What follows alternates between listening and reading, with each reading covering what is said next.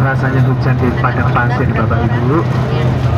Iya jarang betul. Makanya nanti kalau ini pesan kita ya Bapak Ibu, kalau nanti pas bawa hujan ya Bapak Ibu, sebaiknya janganlah kita menghindar Bapak Ibu ya, janganlah berteduh. Rasakan Bapak Ibu air hujan ini, insya Allah akan penuh keberkahan, akan menyembuhkan dengan izin Allah, akan menyehatkan dengan qadar Allah Bapak Ibu ya. Apalagi kalau Bapak Ibu sedang sholat di Kijil Ismail, di atasnya Kijil Ismail ada apa Bapak Ibu? Talang. Talang apa Bapak Ibu? Talang emas ya kan? Itu. Nah itu kalau hujan airnya mancur Bapak Ibu, air yang turun dari sana itu biasanya orang-orang akan berebut untuk meminumnya Bapak Ibu. Kenapa? Karena air hujan itu keberkahan turun.